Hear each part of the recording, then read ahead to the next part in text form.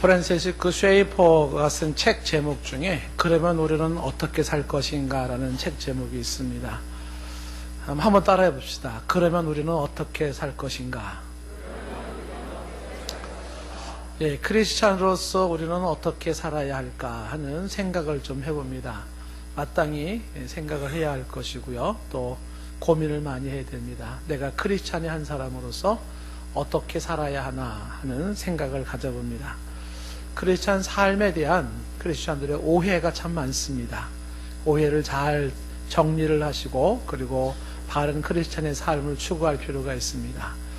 예를 들자면 한 대학생이 학교 생활을 아주 성실하게 하지를 않았습니다. 학교 공부도 열심히 하지 않았죠.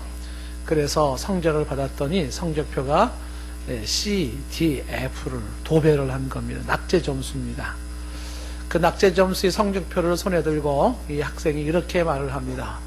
내가 그리스도를 위하여 이 모든 것을 배설물로 여기노라. 성적에 초연한 자신은 아주 깊은 신앙의 사람이라고 자부한 것이죠. 나는 이렇게 성적에 연연하지 않아 라고 생각을 하는 겁니다. 정말 믿음이 좋은 사람의 모습인가요? 자, 한번 생각할 필요가 있죠. 이 학생이 어느 날 깊은 깨달음을 가졌어요. 이분은 우리 한국의 아주 유명한 또 목사님이시기도 한데요. 그분의 이제 학창 시절을 본인의 고백을 제가 들은 걸 전합니다만은 훗날에 이제 이 학생이 깨달았습니다. 학생이 학교 공부에 충실하지 않은 그것이 그리스도를 위한 것이 아니라는 것을 알게 된 겁니다. 정말 그리스도를 위하는 길이 뭐냐면 학생은 공부에 충실하고 열심히 공부하는 것임을 뒤늦게 깨닫게 된 겁니다. 배설물로 여기노라 하는 것은 배설물이 아닌 것을 배설물로 여기는 거지 배설물을 배설물로 여기는 것은 아니에요. 이미 자기 성적표는 배설물이었다는 거죠. C, D, F는 무슨 배설물로 여길 것도 없지요. 예, 그래서 그분이 깨달은 그 모습이 바로 뒤늦게 이 사람을 또 훌륭한 목사를 만들었던 모습이기도 하지만 하나님 앞에서 열심히 공부하는 것은 학생이 열심히 공부하는 것은 그것이 그리스도를 위하는 것이다 라는 것을 깨닫게 된 겁니다. 마땅히 자기가 해야 할 일을 잘 하는 것 그것이 그리스도를 위한 것이고 바로 그런 사람이 어디에서든지 당당한 크리스찬으로 설 수가 있습니다. 학생이 공부를 열심히 하는 것과 마찬가지로 또 직장 다니는 사람은 직장 생활을 열심히 하는 것이고요. 사업하는 사람도 또 사업을 열심히 하는 거죠. 그래서 그 분야에 대해서 또 타의 추종을 부러워하는 좋은 모습, 성과를 드러내는 것도 그리스도를 위한 좋은 모습인 것입니다. 유사한 내용이기도 하지만 제가 종종 인용하는 모습 중에 하나가 마크 노리라고 하는 학자의 책이 있습니다. 제가 가지고 나왔는데요. 책 제목이 복음주의 지성의 스캔들이라고 하는 책 제목입니다. 이 책을 제가 보고서 잠을 이루지 못했던 그런 책이기도 합니다. 세계적인 복음 신학자였던 이 마크 노리라고 하는 사람이 지금 노틀담 그 학교에 지금 강의하고 있는 교수님이기도 한데 이분의 얘기하는 게 뭐냐면 복음주의는 지성을 무시하는 일종의 스캔들에 빠졌다라고 아주 통렬하게 가슴을 치는 책입니다. 그러니까 복음주의라는 것이 여러분에게 조금 어려울 수 있을 수 있겠지만 바꿔 얘기하면 쉽게 기독교는 이렇게 바꿔 말할 수도 있습니다. 기독교는 지성을 무시하는 일종의 그런 이단에 빠져 있었다. 일종의 그런 이단에 빠져 있다. 이거를 복음주의 지성의 스캔들이라고 말하는 거죠. 무슨 얘기냐면 기독교가 지성을 무시했다는 겁니다. 지성을 강조하는 것은 세상 사람들이나 하는 것이고 그것은 세속 사람들의 모습이지 크리스찬들이 무슨 지성이냐. 그저 복음이면 되고 성경이면 되고 하나님이면 되지. 이렇게 기독교 세계에 빠져 있는 상태에서 비기독교의 세계가 세계를 제패했다는 거예요. 그래서 이 기독교는 이 세상 속에 저 구석진대로 몰리기 시작했다는 것입니다. 세상으로부터 성경의 근본 진리를 사수한다고 폐쇄적이고 방어적이었던 그런 자세가 성경의 근본 진리가 응용되어져야 할 세상과 삶의 현실로 나가는 문까지도 폐쇄해버렸다. 그 사이에 세상과 우리 삶의 현실은 비성경적 세상과 가치관이 정복해버렸다는 거죠. 세상과 우리의 삶을 누가 정복했냐면 바로 비성경적 사상과 가치관이 정복해버렸다. 구체적으로 크리스찬 대학이었던 하버드 대학이, 프린스턴 대학이 다 비크리스찬들에 의하여 학교가 다스려지기 시작했어요. 크리스찬의 병원들이, 크리스찬의 공공기관이나 크리스찬의 어떤 복지시설들이 다 비크리스찬들에 의해서 뺏겨버렸습니다. 크리스찬들이 지성을 무시하는 가운데 결국은 이 세상을 누가 지배했냐면 비크리스찬들이 지배했다는 것입니다. 너무너무 괴로워하는 거죠. 그래서 이분이 이야기하는 포인트는 하나입니다. 그리스도를 위한 지성이에요. 그리스도를 위한 실력입니다. 그리스도를 위하여 크리스찬들이 지성을 키워야 되고 학문성을 키워야 되고 그리스도를 위한 실력을 키워야 한다는 것을 아주 힘있게 강조하는 거예요. 그러지 아니하면 세상 다 뺏긴다는 것입니다. 그래서 이분이 이렇게 강조하는 이 모습은 크리스찬으로서 세상 속에 당당하게 설라 그러면 실력이 있어야 된다는 것입니다. 그러기 위해서는 우리가 그저 성경을 고수하고 복음에 머물고 하나님의 주권을 인정하고 하는 그런 논리로 우리의 모든 지성이 쇠퇴되고 또한 그렇게 폐쇄되어서는 안 된다라는 것을 강조하는 것입니다. 어떻게 살 것인가? 그러면 우리는 어떻게 살 것인가 하는 이 크리스찬의 심각한 질문 앞에서 우리는 종종 크리스찬 삶의 오해와 이 착각에서 벗어나야 됩니다. 예를 들면 나약하고 무력한 삶을 살아가면서 그것을 겸손이라고 착각해서는 안 된다는 것입니다. 진정한 겸손은 강력하고 유력한 자로서 자기를 낮추는 게 겸손인 것이죠. 혹은 게으르게 살고 안일하게 살면서 자신은 마음을 다 비운 성자의 삶을 추구한다고 착각해서도 안 된다는 것입니다. 게으른 것, 안일한 삶이 마음을 비운 성자의 삶이 아닙니다. 성자의 삶은 누구보다도 부지런히 사는 것이고 그리고 열심히 사는 것이고 의미 있는 삶을 추구하는 것입니다. 죄를 묵인해요. 온갖 죄를 보면서 죄를 묵인하는 것이 사랑이라고 착각해서는 안 된다는 것입니다. 죄인들과 같이 어울리면서 이것이 화평케 하는 것이고 화목하는 것이라고 착각해서는 안 된다는 것입니다. 실력이 안 돼서 처지고 지는 것을 양보한다는 듯, 배려하는 것이라는 등, 섬기는 것이라는 등 그렇게 말할 수가 없습니다. 우리 크리스찬들이 어떻게 살아야 할까라고 할 때 무엇이 겸손인가, 무엇이 거룩한 성자의 삶인가, 무엇이 사랑인가, 무엇이 화평케 하는 것인가, 무엇이 화목하게 하는 것인가 등등에 대한 심각한 고민을 해야 됩니다. 그리고 가치관 정립을 해야 됩니다. 무엇이 양보이고 무엇이 배려이며 무엇이 섬김인가 하는 것이죠. 혹은 한 성질을 부리고 객기를 부리는 것이 용기라고 생각해서는 안 되겠죠. 그건 만용입니다. 참 용기는 오히려 자기를 통제하고 타인 앞에 예의를 갖추는 거예요. 아무나 자기를 통제하지 못합니다. 아무나 사람 앞에 예의를 갖추지 못합니다.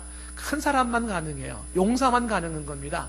저 말이 좀 너무 직설적인지 모르겠지만 소인배들한테는 나오지 않아요. 소인배들한테는 자기 통제라는 게 없고요. 소인배에게는 타인 앞에 예의라는 게 없습니다. 이건 대인의 모습이에요. 시시한 인간들 속에서 무슨 자기 통제가 나오고 자기 예의가 나옵니까? 안 되는 거죠. 정말 용기는 그런 한성질 부리는 것이 아니라 객기를 부리는 것이 아니라 자기를 통제하고 절제하고 그리고 사람들 앞에서 예의를 갖추고 매너를 갖추는 것이 용기이고 그것이 용사의 모습이죠. 또한 허풍과 잘난 체와 자기의 포장으로 말로 한몫하면서 자기를 이렇게 포장하는 것이 능력이라고 그것이 자신의 대단함이라고 착각해서도 안 됩니다. 진정한 능력과 대단함은 솔직한 자기 인정입니다. 솔직한 자기 인정이죠. 우리가 어떻게 살 것인가라는 이 거대한 주제 앞에서 크리스찬으로서 생각해 볼 것이 많습니다. 우리는 종종 좀 전에 얘기한 대로 겸손이라는 이름으로 혹은 거룩한 성자의 삶으로 사랑이라는 이름으로 화평케 한다는 이름으로 용기라는 이름으로 혹은 능력과 대단함이라는 이름으로 우리는 오히려 잘못된 것에 빠질 수가 있다는 것입니다. 크리스찬으로서 우리는 이 세상에 서 있습니다. 우리는 어떻게 살아야 할까 하는 이 거대한 질문 앞에 오늘 본문을 통하여 당당한 크리스찬의 삶을 한번 주목해 보게 됩니다. 자, 어떤 내용이 있는지 본문을 통해서 당당한 크리스찬의 삶을 한번 주목해 보겠습니다. 오늘 본문 35절 보면 나리세메라는 말이 시작됩니다. 지난주에 의해서 이제 바울과 실라가 감옥에서 실컷 매를 맞고 찬송과 기도를 들었을 때 옥문이 열리고 간수가 초청하여서 이제 음식을 베풀고 그리고 아픈 곳을 싸매어주고 그리고 세례를 받고 구원을 받은 그 이후가 되는 거죠. 그리고 그런 일이 있은 그 이후 나리세메 상관은 바울과 실라를 향하여 옷을 벗겨라, 매로 쳐라, 감옥에 넣어놓아라, 간수가 지켜라, 그렇게 명령했던 판사들입니다. 그들이 부하를 보냈습니다. 여기서 부하라고 하는 이 말이 바로 어떤 의미를 가지고 있냐면 채찍을 가진 자라는 의미를 가지고 있어서 어젯밤에 이 바울과 실라를 막 때렸던 자들이에요. 그들을 보냅니다. 아주 얼마나 우락부락했을까요? 그런 험악한 모습으로 막 근육투성이인 이런 부하를 보내어서 저 사람들을 이제 놓으라 이렇게 전달을 한 겁니다. 사람을 놓으라라고 하는 것은 이젠 석방시켜라 하는 것이죠. 석방의 메시지를 전달하고 있는 것입니다. 왜 갑자기 하룻밤 사이에 이 상관들이 바울과 실라를 석방하라고 했는지 그 이유는 알 수가 없습니다. 다만 어젯밤의 일이 그들에게는 왠지 두려움으로 느껴졌을 것입니다. 그리고 유야무야 이제는 이 사건을 덮고 싶었을지 모르겠습니다. 아무튼 상관들은 이 부하를 시켜서 바울과 실라를 조용히 보내기를 원했습니다. 그래서 36절에 간수가 그 말대로 바울에게 전하죠.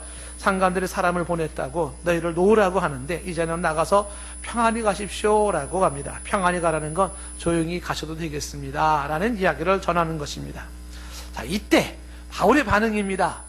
어떻게 반응을 보였어요? 37절 말씀에 보면 바울이 이렇게 말합니다. 한번 다 같이 한번 바울의 말을 여러분의 말로 한번 같이 해서 읽어볼까요? 시작. 로마 사람인 우리를 죄도 정하지 아니하고 공중 앞에서 때리고 옥에 가두었다가 이제는 가만히 내보내고자 하느냐?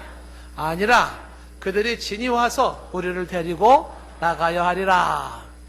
자, 이 37절의 이 말을 정리하면 이런 이야기가 특징적으로 꼽을 수가 있어요. 하나는 우리를 죄도 정하지 아니하고 라는 이 말은 재판도 없이 라는 말을 가지고 있어요.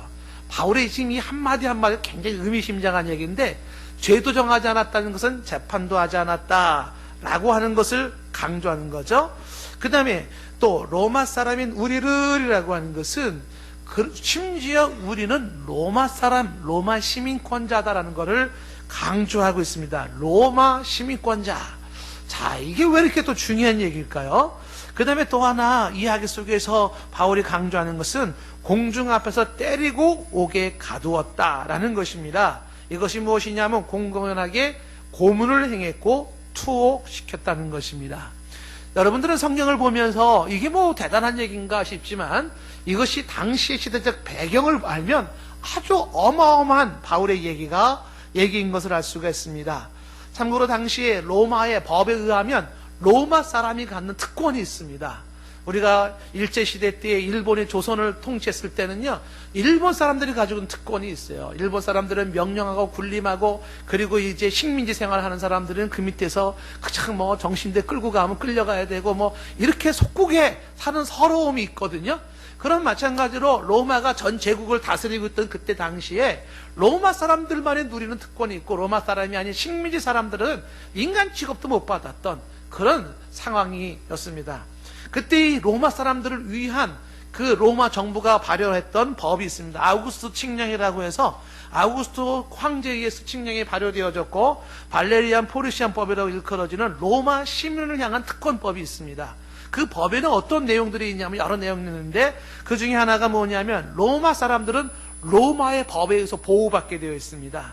그 여러 가지 뭐 여행을 자유롭게 할 수 있다는 등 이런 여러 가지 법이 있지만 그 중에 하나가 뭐냐면 로마인은 부당한 재판을 받을 수 없게 되어 있어요. 부당한 재판을. 특히 로마 사람들은 지방에서 재판을 받지 않을 권리가 있고요. 만약에 지방에서 재판을 받을 때에는 로마 사람은 본인의 동의가 있어야 돼요. 본인의 동의. 본인의 동의가 없이는 지방의 재판을 받지 않습니다. 로마 사람들은 황제에게 재판을 항소할 수 있고 황제의 재판을 받을 수 있는 게 로마 사람들의 특권이에요. 그러니까 제국의 황제로부터 재판을 받을 수 있는 그런 시민권을 가지고 있는 그러한 로마 사람으로서 이런 사람들이 지방에서 시시하게 재판을 받는 그런 로마 사람이 아니다라는 것이고요. 그리고 또 이 법에 의하면은 죄가 확정되기 전에는 어떤 고문이나 감금을 받을 수 없다라고 하는 것이 있었습니다. 바로 이런 상태에서 지금 로마 법의 보호를 받고 있고 로마 사람으로서 재판, 부당한 재판을 거부할 수도 있고 지방 재판을 안 받을 수도 있고 그 다음에 고문이나 감금을 받지 않을 수도 있는 게 로마 사람인 것이죠. 그래서 지금 37절에 바울이 로마 사람인 우리를 이렇게 로마 사람인 우리를 이라고 강조하고 있습니다. 다시 말하면 지금 바울이 조목조목 들어대고 있었던 것은 뭐냐면 지난밤 판사의 판결은 엄청난 실수를 한 것을 지적하고 있는 거죠. 그 엄청난 실수가 뭡니까? 그것은 바로 법을 어겼어요. 어젯밤에 그 자기들을 벗기고 매를 치고 감옥에 가뒀던 그것은 우리를 향한 이 로마 법을 어기는 판사의 범법 행위입니다. 이걸 좀 더 심하게 얘기하면은 반정부 행위예요. 반로마를 대항하는 그런 행위를 판사가 했다라고 하는 것입니다. 이것을 바울이 지금 이야기하는 거죠. 지금 바울이 조용히 야 이제 조용히 가라 이제 너희들 떠나도 된다 석방한다라는 말에 바울이 안 나갑니다. 감옥에서 뭐라고 얘기를 한다고요?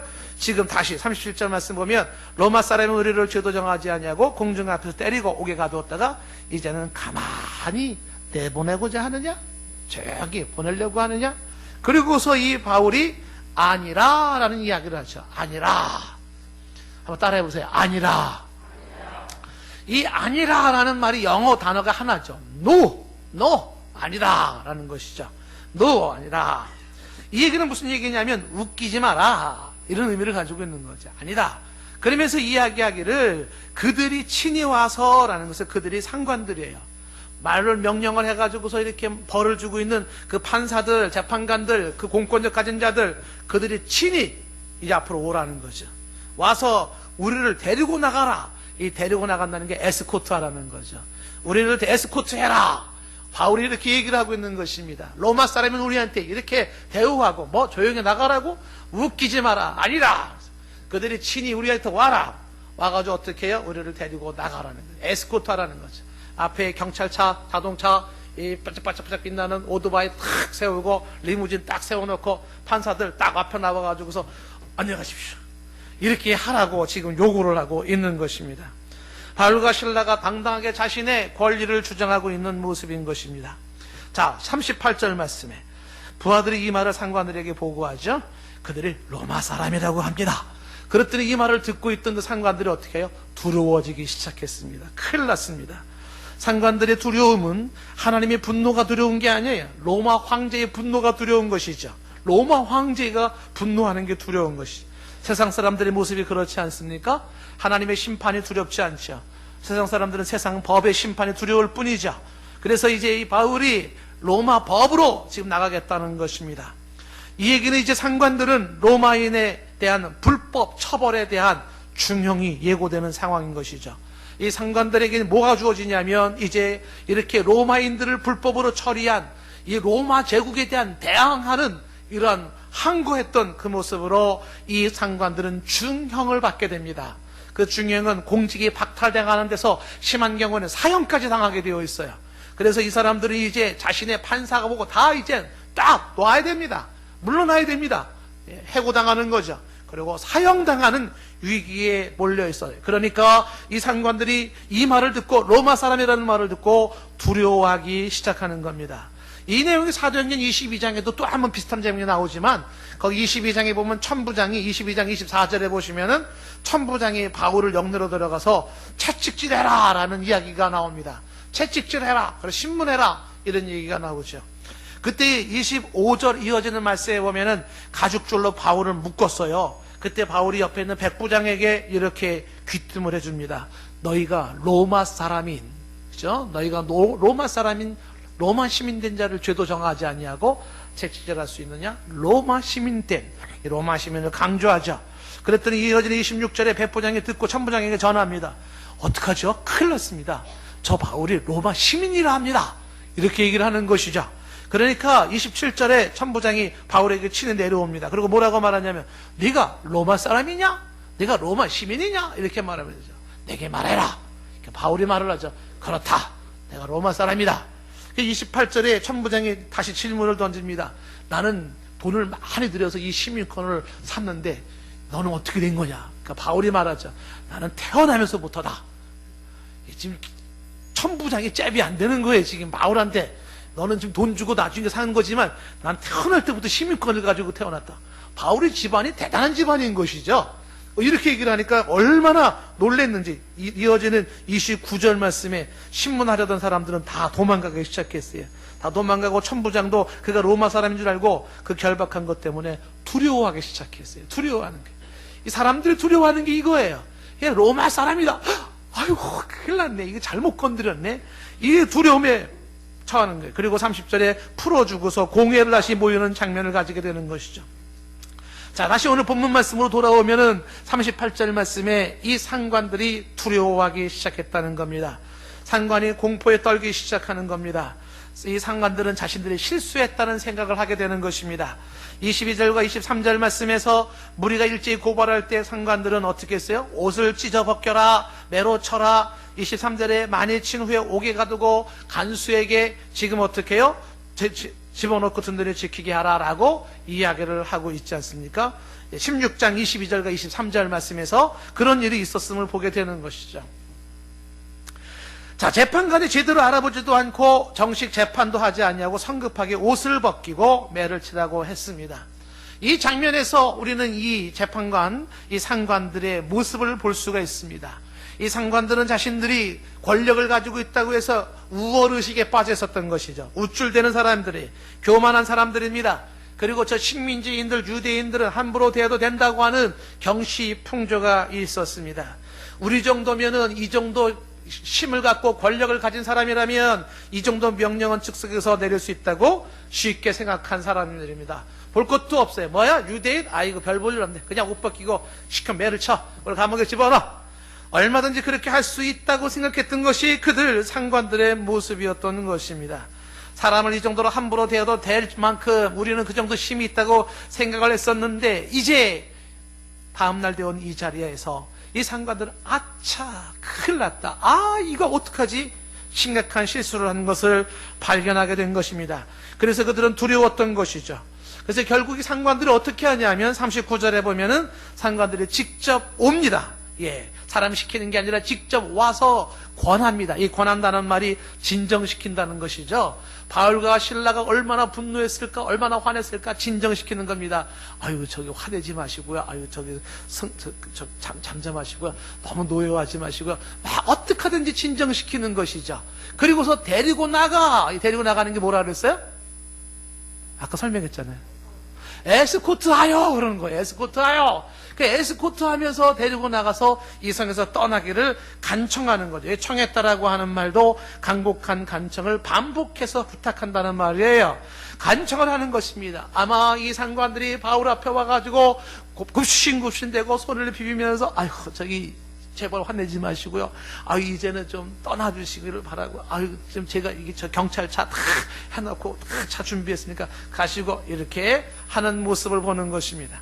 바울과 신라가 떠나기를 간청하는 그 모습 속에서 이 사람들은 지금 이 바울 신라의 사건이 일파만파되는 것을 원치 않았음을 볼 수가 있습니다. 자신들의 실책을 또한 은폐하려고 했음을 볼 수가 있습니다. 그리고 혹시나 또 백성들의 소유가 일어나서 저 사람들을 향하여서 막 투옥하라고 얘기할 때 이 재판관은 이제 진퇴양난에 빠지지 않겠습니까? 백성의 말을 안 들으면 소유가 일어나고 데모가 생길 것이고 그렇다고 그 백성들의 말대로 또 이 사람들을 매로 쳐라 그러면은 또 이 로마 법에 지금 저항이 걸리고 이 진퇴양난이 되는 것이죠. 그러니까 빨리 떠나기를 간청하는 게 빨리 없어지기를 간청하는 것이죠. 복음을 전하는 자에게 떠나라고 말하는 자와 복음을 전하는 자에게 우리 집에 머물라고 하는 자가 있음을 대조적으로 먼저 주목해 봅니다. 여러분 아시다시피 루디아는 어떻게 했습니까? 복음을 전하는 자들을 향하여 사도행전 16장 15절 말씀에 우리 앞부분에 가면은 이런 얘기가 나오잖아요. 내 집에 들어와 유하라 하고 강권하여 머물게 하니라. 그렇죠? 15절 끝부분에 나와 있잖아요. 바울과 실라를 통하여서 이 복음 전하는 자들을 우리 집에 와서 머물라고 얘기를 하잖아요. 와서 우리 집에 머물러 달라고 강권하지 않습니까? 이렇게 우리 집에 와서 머물러 달라는 사람이 있는가 하면 지금의 상관처럼 빨리 떠나라, 없어져라 라고 하는 사람이 있음을 보게 되는 겁니다. 간수도 그렇지 않았나요? 16장 33절과 34절 말씀에 보면 33절 간수가 이 아픈 사람들을 씻어주고 그 다음에 세례를 받고 이어지는 34절 말씀에 어떻게 자기 집으로 데리고 올라가지 않습니까? 집에 데려가서 함께 음식을 차려주고 먹게 하는 것을 보게 됩니다. 여러분, 이 본문의 상관들과 대조적인 이 루디아나 간수의 모습을 보십시오. 어떻게 생각하십니까? 바로 이것이죠. 구원에 이르는 자와 구원에 이르지 못하는 자가 대조적으로 구별되는 것입니다. 주님의 은혜를 입는 자와 주님의 은혜를 입지 못하는 자가 구별되는 것을 볼 수가 있는 것입니다. 이제 우리도 전도하다 보면은 사람들 중에는 너희 소리 듣고 싶지 않아 하고 거부하는 사람이 있는가 하며 어떤 사람은 그 말씀이 고마워서 그 말씀을 기쁨으로 받는 사람도 있음을 보게 되는 겁니다. 이 상관들이라고 하는 사람들, 이 사람들을 가만히 보니까 이 사람들의 실상을 볼 수가 있습니다. 여러분, 이 상관들의 모습이 그림이 그려집니까? 이 상관들은 어떤 사람이라고요? 재판권을 가지고 있는 사람 아닙니까? 힘이 있는 사람 아닙니까? 권력자가 있지 않습니까? 이 사람들은 뭔가 이상한 낌새를 느끼기 시작했죠? 첫 번째 어떤 낌새를 느꼈을까요? 저 로마 사람인 바울과 실라라고? 아니, 그런데 저 로마 사람이라면 누리는 혜택이 있을 텐데 왜 매를 맞고 있지? 아니, 왜 저렇게 고생하고 있는 거지? 저들이 말하고 있는 예수는 누구지? 아니, 어떻게 감옥 안에서도 이렇게 찬송할 수 있고 기도할 수 있었지? 저들의 세계는 저 예수가 대체 누구이지? 궁금증을 가질 만하지 않겠습니까? 그 예수가 누구길래 한밤중에도 기도하고 찬송했더니 옥문이 열리고 땅이 흔들리고 묶였던 자꾸가 풀어졌지? 그 예수가 누구지? 궁금하지 않습니까? 그리고 이제 이 바울 앞에 와서 간수처럼 이렇게 물어볼 수 있지 않아요? 그렇죠. 네가 알고 있는 그 예수가 누군지 궁금하다 말이죠. 구브로 섬에 있었던 그 서기오 바울처럼 그렇게 궁금증을 말하고 알기를 원할 수 있지 않겠습니까? 그런데 본문에 나와 있는 이 상관들은 그렇지 않았습니다. 오만방자한 모습을 가지고 자신의 그런 권력을 휘두를 줄만 알았고요. 자기에게 피해가 되는 사람이 있으면 어떻게 빨리 없애버리고 보내기를 원하고요. 그리고 힘 있는 자 앞에서는 굽신대면서 비는 그러한 모습이 바로 그런 상관들의 모습인 것입니다. 이런 사람들은 그들의 삶이 떳떳한 삶이 아니에요. 부끄러운 삶의 연속인 것이죠. 자, 이런 모습 속에서 이제 바울과 실라는 거기서 참으로 당당하고 떳떳한 모습으로 호의를 받으면서 오늘 40절 말씀에 감옥에서 나오게 되고요. 루디아 집에 들어갑니다. 빌립보 교회의 시작이지요. 그 루디아 교회, 즉 교회에 돌아와서 형제들을 만나 위로하고 떠나는 모습을 보게 됩니다. 오늘 이 본문 말씀에서 우리는 특히 37절 말씀을 주목해 보면서 37절을 통하여 바울의 이 당당함을 주목해 보고 그리고 크리스찬의 당당함이 어떤 것인지를 생각해 보는 시간을 갖기를 원합니다. 37절 말씀에 보면은 바울이 로마 사람이 우리를 죄도 정하지 아니하고 공중 앞에서 때리고 오게 가도 어떠 이제는 가만히 내보내고자 하느냐?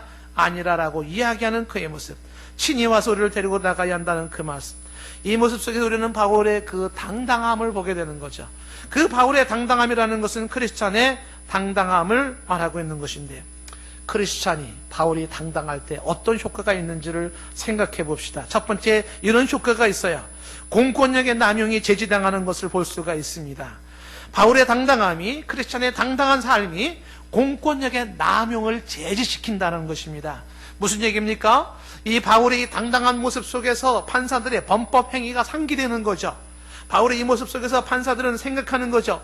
우리 재판도 안 했잖아. 우리 로마인들을 함부로 대했잖아. 우리는 고문과 투옥을 했잖아. 하는 거죠. 어떡하지? 우리는 반정부 행동을 했네. 어떡하지? 황제를 대적했네. 이런 생각을 갖게 되는 것이죠.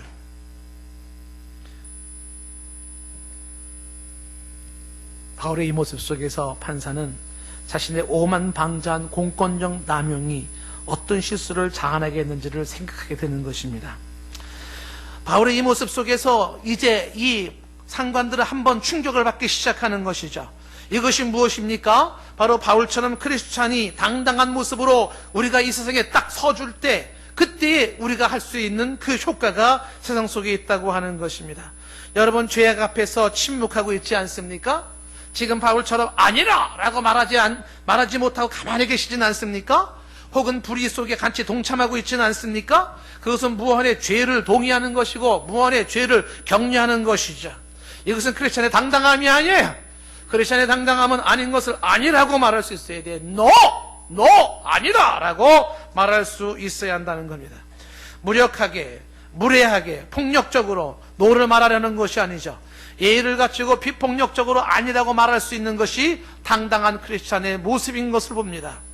우리의 삶 속에서 하나님 앞에서 우리는 이렇게 말할 수 있어야 돼요. 그건 아닙니다. 그렇지 않습니다. 거기에 동참할 수 없습니다. 이렇게 말할 수 있는 것이 당당한 크리스찬의 삶의 모습이고, 그런 크리스찬의 삶의 모습이 우리의 죄의 확산을 막을 뿐만 아니라 심지어는 공권력의 남용까지도 저지시킬 수 있는 힘이 나온다는 거예요.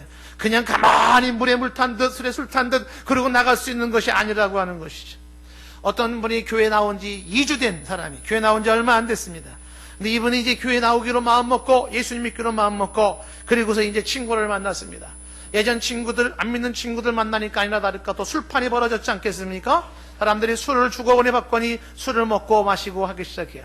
이때 이 사람이, 교회 나온 지 2주 된 사람이 친구들 앞에서 똑부러지게 얘기하는 거죠. 나는 2주 전부터 예수님을 믿기로 했어. 나는 교회를 다니기로 했거든. 그런데 하나님은 술을 기뻐하지 않는데 나는 이제부터 술을 안 먹을 거야 하고 딱 거부하는 거예요. 여러분, 이게 어렵습니까? 나 이제부터 예수 믿기로 했거든. 나 이제 교회 다니기로 했거든. 하나님은 이거 기뻐하지 않는데 나 이제부터 술 안 먹을 거야. 여러분, 이것이 바로 아닌 건 아니라고 말하는 게 당당한 크리스찬의 모습인 것이죠. 그런 모습이 우리에게 요구되어질 때 그런 삶의 당당한 모습이 이 땅에 만연되어가는 죄악을 멈추게 하는 것이고 이 땅에 하나님을 두려워하지 않는 더러운 공권력의 횡포를 막을 수가 있는 것이에요.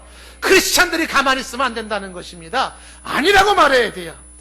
누가 더러운 돈을 줄 때는 아닙니다. 저는 이런 돈을 받을 수가 없습니다. 똑부러지게 얘기해야 되지요. 누군가가 어떤 부정한 일을 요구할 때 아닙니다. 저는 이 일을 할 수가 없습니다. 라고 말할 수 있어야 한다는 것입니다. 이것이 바로 죄를 막는 길이고 부패를 막는 길이고 심지어는 아주 의기양양하여서 그런 아주 오만방자하게 공권력을 휘두르는 자들에게 제동을 거는 거예요. 아닙니다! 라고 말할 수 있는 거예요. 이런 당당한 크리스찬이 필요한 거예요. 바울의 이 당당함은 또 하나의 효과가 뭐냐면 명예를 회복하는 것입니다. 자신의 당당함으로 말미암아 명예를 회복하는 것이죠. 바울과 실라의 명예를 회복하고 나아가 하나님과 예수 그리스도의 명예를 회복하는 것입니다. 이것은 아주 중요한 우리의 고민해야 할 문제인 것입니다. 명예를 회복한다는 것은 단순히 자존심 싸움을 한다는 것을 의미하지 않습니다. 단순한 자존심 싸움이 아니에요. 하나님의 자녀로서 우리의 명예, 크리스천으로서 우리의 명예, 그리고 하나님에 대한 이 명예가 실추되는 것을 불쾌하게 생각하셔야 돼요. 화내셔야 돼요. 분노하셔야 돼요. 어떻게 하나님의 사람이 명예가 실추되고 있는데, 어떻게 크리스천의 명예가 실추되고 있는데, 어떻게 하나님의 명예가 실추되고 있는데 가만히 있어요? 화내야 돼요. 거룩한 분노가 일어나야 돼요. 불쾌해야 돼요. 크리스천이라는 이름과 하나님의 명예가 그렇게 싸구려가 아니에요. 그렇게 별 볼 일 없는 존재가 아니라는 걸 보여줘야 돼요. 우리가 그런 거룩한 자존심을 가지고 서야 돼요. 세상 속에 이런 당당함이 있어야 돼요. 무슨 소리 하는 겁니까? 일전에 TV를 우연히 보다가 한 목사님이 TV에 나왔어요. 오락 프로그램에 나왔더라고요, 목사님이. 예. 근데 오락 프로그램에 보니까 이제 목사님이 나왔다고 가지고서 코미디언들이 코미디를 하는데, 예. 장난을 치는 거예요. 하나님 뭐 내게 복을 주시려면 양복을 주시고 뭐 구원을 주시려면 10원을 주시고 막 이런 식으로 장난을 치는. 이게 목사님이 그걸 보더니 화를 내시더라고요. TV에서. 저 사람 뭐 하는 사람이에요, 지금. 저는 그때 그 목사님이 존경스럽기 시작했어요. 그러니까 사회자가 무마시키더라고요. 아니에요. 그냥 이렇게 좀 분위기를 바꾸려고. 화내시더라고요, 목사님이. 공공방송에서. 화내야죠! 화내야죠. 뭐 하는 거야, 지금? 구원을 그렇게 말해요? 하나님을 그렇게 말해요? 아니죠. 크리스찬의 당당함이 있어야 돼요. 어떻게 명예가 실추되고 있는데 가만히 있어요. 화가 나야죠. 화가 나야 돼요. 그래서 명예를 회복하기 위해서 우리는 더 열심히 공부해야 되고, 명예를 회복하기 위해서는 더 열심히 살아야 되고, 그 명예를 회복하기 위해서는 더 열심히 일해야 되는 거지. 명예를 회복하기 위해서 더 열심히 도전해야 되고, 명예를 회복하기 위해서는 더 열심히 정상을 탈환을 해야 되는 것입니다. 하나님의 이름이 거룩히 여김을 받아야지. 크리스찬의 이름이 이 땅에서 존귀한 이름이 되어야 돼야죠. 크리스찬의 이 당당함이 살아있어야 되는 거죠. 실추된 명예를 회복시켜야 돼요. 저와 여러분들이 바로 이와 같은 바울의 모습 속에서 당당함을 회복해야 돼요. 그래서 우리의 실추된 명예를 회복시켜야 돼요. 실력은 높게, 자세는 낮게, 겸손한 실력을 가지고 나가야 돼요. 우리 가운데 실력자들이 많이 나와야 돼요. 그런 사람들이 사회에 다 포진하고 있어야 돼요. 그리고 있는 그 자리에서 공권력을 행사하기 전에, 업무를 수행하기 전에 하나님 앞에 무릎 꿇고 기도하며 하나님께 자비를 구하며 그리고 업무에 임해야죠. 사람들이 하나님을 두려워해야 돼요. 하나님의 사람들을 두려워해야 돼요. 어딜 함부로. 이것이 크리스찬들의 자존심이어야 돼요. 이런 것이 우리 가운데 살아있어야 됩니다. 저 뒷구석에 물려가는 삶이 하나님이 기대하는 삶이 아니라고 하는 것입니다. 이 바울과 실라의 당당한 모습 속에서 그들은 명예를 회복하는 거죠. 그들이 친히 우리에게 와서 에스쿠토 해라 말이죠. 뭐라고 조용히 나가라고? 아니라 안 나간다 말이죠. 벌벌 기게 만들잖아요. 하나님을 우습게 여기는 사람들이 벌벌 기게 만들잖아요. 바울의 이 당당한 모습 속에는 또 하나의 효과와 의미가 있어요. 그것은 새로 탄생된 빌립보교의 성도들을 보호하는 것입니다. 바울은 떠나갈 사람이에요. 이제 빌립보교의 성도들을 보호해 줘야 돼요. 사람들은 이제 예수쟁이라고 또 손가락질하고 공격해 올지 몰라요. 빌립보 교회의 사람들에게 어떤 핍박이 주어질지 몰라요. 바울은 본때를 보여주고 있는 것이죠. 크리스찬들 함부로 대하지 마라! 메시지를 주고 있는 거예요. 사람들이 함부로 대할 수가 없어요. 잘못 건드렸다면 큰일 납니다. 모가지 나라고 사형당할 수도 있어요. 아무리 공권력 가진 사람도 크리스찬들을 함부로 대할 수 없게 만드는 것이죠. 크리스찬들의 입지를 제대로 세워주는 것이 바울의 모습이에요. 바울의 온몸은 욱신욱신 쑤시고 핏소리가 되어 있지만은 그러나 하나님의 나라가 세워져야 되고 주 예수의 복음이 전파되어야 할 이 시점 속에서 바울은 다른 크리스찬들의 입지를 세워주기를 원했던 것이죠. 여러분, 이러한 모습을 가지고 우리가 세상을 산다면 어떨까요? 한 손에 당당하게 성경을 들고 말이지, 성경책을 갖다가 차 속에 집어넣고서 보자기에 싸가지고서, 아니 교회 올 때 성경도 안 가져오는 그런 거 말고요, 성경을 손에 들고 그리고 아주 나이스한 모습을 보여주는 거, 사람들한테 아주 멋있는 모습을 보여주는 거지. 성경을 든 자의 저 멋진 삶을 봐라 말이죠. 아멘이 안 나올 줄 알았어요. 식당에서 간절히 기도하고 그리고 아주 그 식당의 예의를 딱 갖추는 모습 말이죠. 식당 매너를 지키고 예의 바른 모습을 하고, 예, 식당에서 요금이 딱 나왔을 때도 요금이 얼마입니까? 예, 그럼 팁으로 딱 더 주는 말이죠. 오, 크리스찬들, 오, 왜 이렇게 못할까요? 물론 연극하라는 건 아니에요. 그러나 이러한 우리가 세상 속에서 당당함을 가질 수 있어야 된다라고 하는 것이. 바울이 이렇게 자신의 당당함을 주장하는 것은 자신의 신변을 보호받음으로써 지속적인 선교를 하기를 원했던 것입니다. 계속적으로 선교를 하기 위해서는 자신이 신변이 보호를 받아야 돼요. 막히면 안 됩니다. 그래서 자신이 쓸 수 있는 것을 쓰는 것이죠. 하나님이 자기에게 태어날 때부터 로마 시민권을 준 것은 바로 이때를 위함이라고 생각을 하는 것이죠. 자신이 가지고 있는 특권을 복음을 위해 쓰고 주의 나라를 위해서 쓰고 있는 모습인 것입니다. 바울과 실라가 가지고 있는 이 모습, 이것은 에스더와 모르드게의 이야기 속에서도 볼 수 있는 모습 아닙니까? 지금 민족이 죽게 된 파간에 지금 에스더가 몸을 사리고 왕비가 되어 있을 때 모르드게는 이야기하지 않습니까? 너가 왕국에서 홀로 목숨을 건질 것 생각하지 말라고 말하면서 에스더 4장 14절 말씀에 보면 모르드게가 에스더에게 말하죠.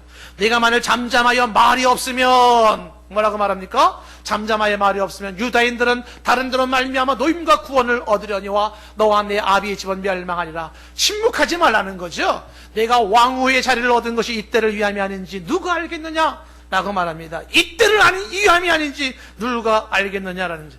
이때를 위함이 아닌 줄을. 당신이 그 직장에 들어간 게 바로 그때를 위함이 아닌 줄 누가 알겠습니까? 하나님께 지금도 생명을 연장시켜서 오늘까지 오게 하신 것이 이때를 위함이 아닌 줄 누가 알겠어요? 오늘 내 호주머니에 돈 몇 푼 있게 하신 것이 바로 이때를 위함이 아닌 줄 누가 알겠어요? 그렇게 열심히 공부하게 하신 것이 바로 이때를 위함이 아닌 줄 누가 알겠어요? 바로 내가 가지고 있는 이 모든 것들이 주의 복음을 위하여 하나님의 나라를 위하여서 사용되기를 원했다는 것이죠. 바로 바울의 그 당당함이 여기서 나오는 것입니다. 하나님 앞에 내가 가지고 있는 것을 쓰기를 원하고 있었던 것이죠. 제가 군대 있을 때 잊혀지지 않는 모습 중에 하나가, 여러분에게 몇 번 얘기를 했지만은 제가 짝대기 하나를 달고서 교회를 담임을 했단 말이에요. 저 전방에서 철책선을 눈앞에 둔 그 부대에서 100명 정도 되는 사람들이 나와서 예배를 드렸어요. 간부들도 가족들도 사병들 나와요. 짝대기 하나 들고, 그렇게 군종이라는 티오도 없어요. 그냥 주특기 가지고 하는 게 쉽지 않은 거예요. 근데 2명의 장교가 나가면서 부탁을 하면서 나가는 인사 한 말이 잊혀지지가 않습니다. 한 분은 중대장이었던 그분이 인사를 하면서, 중대를 떠나면서 고별 인사를 하는데, 그분이 한 가지 간절한 부탁을 하고 떠나는 거예요. 그게 뭐냐면, 여러분들 예수를 믿기를 바랍니다라는 부탁과 함께, 그리고 여기 있는 이등병 유정필 이 병사를 도와주기 바랍니다. 이거를 고별 인사를 하고 떠나시더라고요. 그분은 아마 이렇게 생각했을 거예요. 자신이 위치가 바로 이때를 위함이 아니냐라는 생각을 했을 거예요. 그리고 또 한 번 인사장교도 떠나가면서 비슷한 얘기를 하더라고요. 여러분들 예수를 믿기를 바란다고, 그리고 저를, 제가 그때 이제 2등병 1병 때 교회를 담임하고 있는데 여러분들이 잘 도와주기를 바란다고, 그런 걸 부탁을 하고 공공장소에 그러고 나가시더라고요. 그리고 인사장교를 떠나면서 제가 중대에 있었었는데 본부 중대로 저를 인사이동을 시켜놓고 떠나더라고요. 그분은 아마 그렇게 생각했을 거예요. 당신이 지금 이 부대에 있는 것은 바로 이때를 위함이 아니냐고 생각했을지 모릅니다. 저도 마찬가지죠. 제가 그런 최전방의 수색대에서 근무하게 된 것은 바로 이때를 위함이 아닌가 말이죠. 그 마음 가지고 저도 군대 생활을 했고요. 교회를 담임했어요. 3년 동안 그 아주 혹독한 속에서 그 교회를 담임을 했습니다. 이때를 위함이 아니냐 말이죠. 당신이 공부한 게 이때를 위함이 아니냐 말이죠. 당신이 그동안 벌어들인 것이 이때를 위함이 아니냐 말이죠. 이러한 사고가 우리 가운데 필요하다라고 하는 것입니다. 그래서 지속적으로 선교를 보장받으며 사역하기를 원했던 사도 바울의 모습인 것입니다. 어디를 가든지 무엇을 하든지 이제 하나님 앞에서 이 당당한 크리스천의 모습으로서 하나님의 나라를 위하여, 복음을 위하여 삶이 드려지기를 원했던 바울의 모습은 우리가 본받아야 할 크리스천의 모습인 것입니다. 시민의 한 사람으로서 당당했던 바울의 모습인 것처럼 대한민국 국민의 한 사람으로서 우리는 조국 앞에, 이 시대 앞에 당당한 크리스천이 되어야 합니다. 환난과 핍박 앞에서도 당당했고 사명자의 길을 기꺼이 걸어갔던 그 길도 위대하지만 공권력 앞에서도 주눅들지 않을 수 있었던 그의 당당함, 어디에 가든지 주눅들지 않냐고 설 수 있는 그의 당당함, 그 당당함이 우리의 것이 되어야 할 것입니다. 인간 대 인간으로, 실력 대 실력으로 조금 더 밀리지 않는 저력을 가진 사도 바울이었어요.